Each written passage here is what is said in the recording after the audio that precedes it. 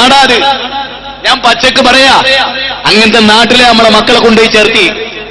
മനസ്സിലായോ? മനസ്സിലാവണുണ്ടോ നിങ്ങൾക്ക്? പറ്റിക്കാണ്, ചതിക്കാണ്.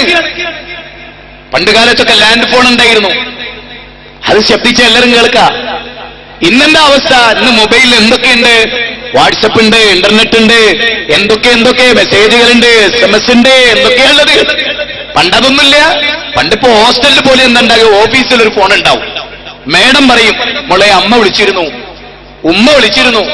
രാത്രി 9 മണിക്ക് ഉമ്മ വിളിക്കും. അപ്പൊ മേഡത്തിന്റെ സാക്ഷ്യത്തിൽ മകൾ ഉമ്മാന്റെ ഫോൺ എടുക്കും. ഇന്നോ ഇത്തരമുള്ള ഫ്ലാറ്റ് TV പോലത്തെ മൊബൈലാ കയ്യിൽ. അത് താങ്ങി പിടിക്കാൻ ഒരു പോർട്ടർ കൂടെ. കാരണം പടച്ചോൻ പടച്ച കയ്യിൽ ഒതുങ്ങണ്ടേ സാധനം? ഈ സാംസങ്ങിന്റെ സാധനം പടച്ചോൻ പടച്ച കയ്യിൽ ഒതുങ്ങണ്ടേ അല്ലേ? അത് ഒതുങ്ങണ്ടേ? അതുകൊണ്ടൊരു പോർട്ടറേ. മനസ്സിലായോ? അങ്ങനെ കുത്തിക്കളിക്കുന്ന സാധനമല്ലേ, തോണ്ടിക്കളിക്കണേ. മനസ്സിലായില്ലേ? അതുകൊണ്ടുണ്ടാവണ ദുരന്തം എന്തറിയോ? ഒരു സിനിമ കാണാൻ പോയ അതിൽ നടീനടന്മാര് രണ്ടോ മൂന്നോ ആളുണ്ടാവും. ഒരു മൊബൈൽ ഉണ്ടെങ്കിലോ ലക്ഷക്കണക്കിന് ഉടുതുണി ഉരിഞ്ഞ പെണ്ണിന്റെ കൂടെ എന്റെ മോന് കിടന്നുറങ്ങണ ഈ രാത്രി ഒറ്റയ്ക്ക് ബെഡ്റൂമില്. അറിയോ നിങ്ങൾക്ക്? നിങ്ങൾക്കറിയോ ഉമ്മമാരെ? നിങ്ങൾക്കറിയോ അമ്മമാരെ? നിങ്ങൾക്കറിയോ അച്ഛന്മാരെ?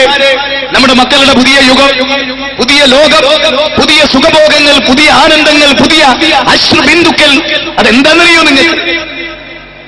അതുകൊണ്ട് ജാഗ്രത പുലർത്തുക. പരമാവധി കുട്ടികൾ, പെൺകുട്ടികള് വലിയ വലിയ പഠനമൊന്നും ഇന്നത്തെ ലോകത്ത് ആവശ്യമില്ല. അത് ഞാൻ തെളിയിച്ചിരുങ്ങൾക്ക്, ഞാൻ പറഞ്ഞു തരും.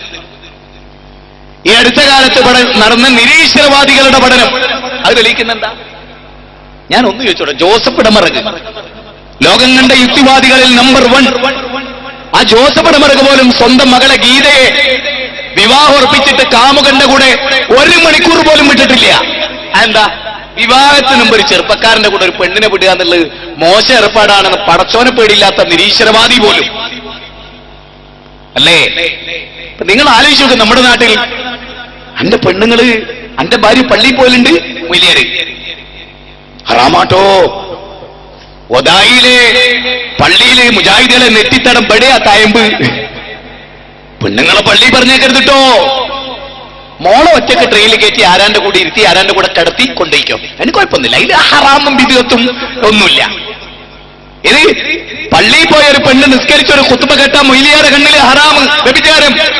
സ്വന്തം മക്കളെ പയ്യന്നൂരിൽ നിന്നോ പുതിയങ്ങാടിയിൽ നിന്നോ ട്രെയിനിൽ കയറ്റി അവൾക്ക് മംഗലാപുരം പോകാം, ബോംബെയിൽ പോകാം, ഒറ്റയ്ക്ക് തൊട്ടടുത്ത സ്റ്റോപ്പ് അന്യ കൂട്ടുകാരന്റെ കൂടെ കിടക്കാം, മലക്കാം, കുഴപ്പമില്ല.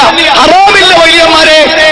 പെണ്ണുങ്ങൾ പള്ളിയിൽ പോയി ഖുർആനും സുന്നത്തും പഠിച്ച ഹറാമിന്റെ ഫത്വ പറയുന്ന ഉസ്താദുമാരെ, ഐഡിയ സ്റ്റാർ സിംഗറിൽ തിളങ്ങുന്ന പെൺകുട്ടികളെ കുറിച്ച് ഹറാമിന്റെ ഫത്വ പിടിക്കാൻ എവിടെ നിങ്ങളുടെ ധീരോദാത്തമായ നാവുകൾ?